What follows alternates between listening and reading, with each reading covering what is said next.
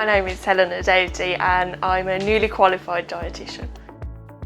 So on a day-to-day basis, we get a number of referrals from the ward to review patients for oral nutrition support. So that's about giving them nutritional supplements, or we get referrals for patients who require feeding tubes. So that's when they either have a tube put into their tummy and we feed them directly into their tummy, or we feed them up through their nose and into the stomach.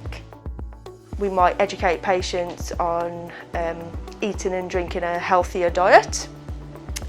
We might educate patients if they need a gluten-free diet, so if they have celiac disease or if they have liver disease.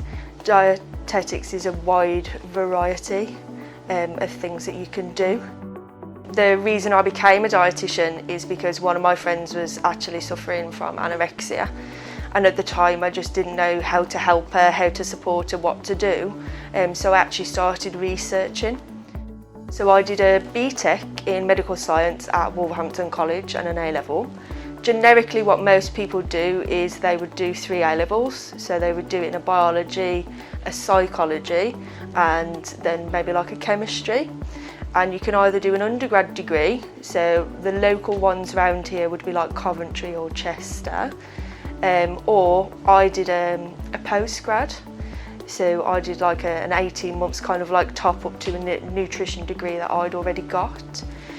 One of the other really good things that I suggest people do is maybe go on an experience day with a bunch of dietitians, so you can really see what we do and what the job is like, and there's loads of those available. One of the other bits of training that I did is I was actually a dietetic support worker for about 4 years, and that really gave me an insight into what it's like to work on a ward, the smells that you might get on a ward, and how a hospital really works, and that benefited me then also in terms of applying for a degree, because you've already got the experience there and you know what it feels like to work in a hospital. You've definitely got to be quite chatty, because a lot of the patients who we have want to talk to you, they want to chat to you, and that's also, you've also got to be able to be empathetic and quite understanding with people. So understanding their situation, what they're going through. You've got to be confident enough to challenge people. So you've got to be confident enough to challenge doctors and say that you don't think what they're doing is right, maybe they should do it this way, because we are the experts in nutrition. In terms of like skills, I think you really need to be able to be a good communicator. So a lot of the things that we do in clinic is communicating. The way that we educate patients is all about our communication skills and having active listening skills, but that's something that I learned as part of my degree. It's not something that I just had.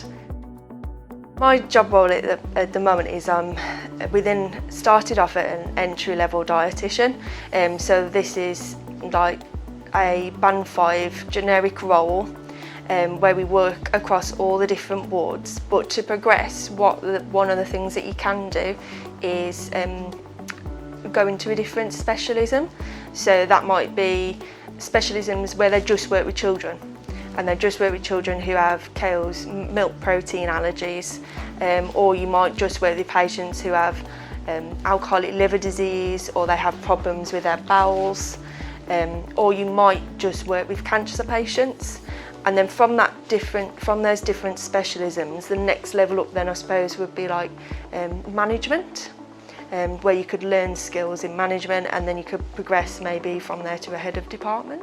So whilst at the moment I earn £25,000, with additional training there is potential to earn a lot more.